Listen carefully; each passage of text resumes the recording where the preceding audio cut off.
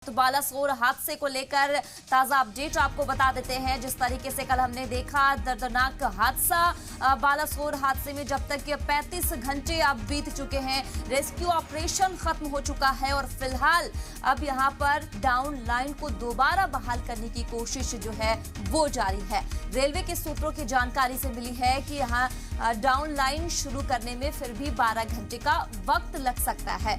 अभी यहां up line clear होने में भी वक्त लगेगा। रेलवे की तरफ से जानकारी दी गई है कि इस रूट पर 58 ट्रेनें रद्द हुई है, जबकि 81 ट्रेनों का रूट बदला गया है, जबकि 10 ट्रेनें ऐसे हैं जो शॉर्ट यहाँ टर्मिनल से हुई है। तो टर्मिनेट से ये शॉर्ट 10 ट्रेनें हैं। जिस तरीके से हमने देखा कि रात के वक्त ये जो कल हादसा हुआ 7:20 के आसपास ये दर्दनाक हादसा हुआ, जिसमें कि 288 लोगों की मौत हो गई है, जबकि 900 से ज्यादा लोग जख्मी बताए जा रहे हैं। उस हादसे के बाद कई ट्रेनों को बदल दिया गया, कई ट्रेनों के रूट डाइवर्ट कर दिए गए, कई ऐसी ट्रेनें थी जिनको कैंसिल करना पड़ा, क्योंकि इस रूट से 81 ट्रेनों का रूट बदला गया था।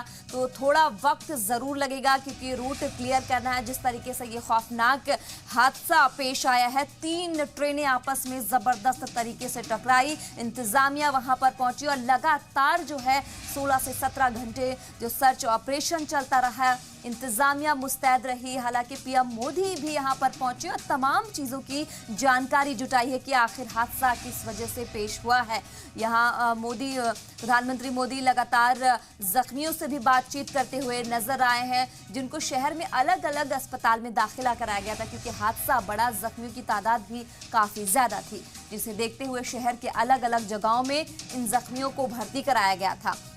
तो इंतजामिया मुस्तैद और जांच भी हाई लेवल पर चल रही है। जिस तरीके से हमने देखा कि हाई लेवल की मीटिंग यहां पर किया गया और उसके बाद से लगातार सर्च ऑपरेशन भी जारी है और जानने की कोशिश भी की जा रही है कि आखिर यह हादसा किस वजह से पेश आया है। तो बालासोर हादसे को 35 घंटे बीत चुके हैं, रेस्क्यू ऑपरेशन अब लगभग खत्म हो चुका है और फिलहाल अब यहां अप और डाउन लाइन को दोबारा बहाल करने की कोशिश जोरों पर है, क्योंकि लगभग यहाँ पर 12 घंटे का वक्त अभी भी लग सकता है, क्योंकि यहाँ अप लाइन क्लियर होने में वक्त लगेगा। जिस तरीके से यह दर्दनाक हादसा 3 ट्रेनें आपस में टकराई थी, तो वक्त लगना भी लाजिम है। तो ये तस्वीरों से भी आप अंदाजा लगा सकते हैं कि हादसा कितना जबरदस्त था।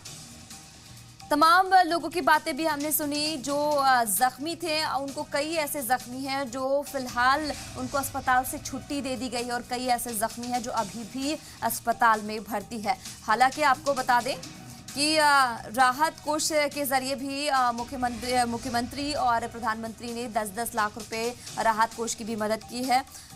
तो बालासोर हादसे को लगभग 35 घंटे बीत चुके हैं, रेस्क्यू ऑपरेशन खत्म हो चुका है और फिलहाल अप और डाउन लाइन को दोबारा बहाल करने की इंतजामिया की तरफ से जोरों पे कोशिश की जा रही है। तो रेलवे के सूत्रों के मुताबिक ये जानकारी ये भी दी गई है कि डाउन लाइन शुरू करने में लगभग 12 घंटे का वक्त जो है वो और लगेगा। कई ट्रेनें इस बीच जो है बदल दी गई, उनका रूट डाइवर्ट कर दिया गया है, कई ट्रेनें ऐसी हैं जिन्हें कैंसिल कर दिया गया। तो कहीं ना कहीं मुसाफिरों को भी इन वजह से काफ़ी परेशानियां हुई। कई जगह देखा स्टेशन पे काफ़ी भीड़ देखने को मिली है।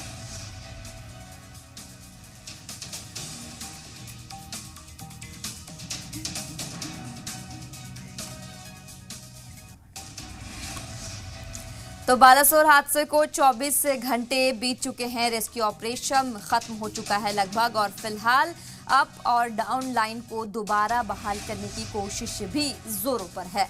रेलवे के सूत्रों की जानकारी मिली है कि यहां डाउन लाइन शुरू करने में फिलहाल अभी 12 घंटे का वक्त लग सकता है। अभी अप लाइन क्लियर होने में भी वक्त लगेगा। रेलवे की तरफ से ये जानकारी साझा की गई है। अब इस रूट पर 58 ट्रेनें रद्द हुई है।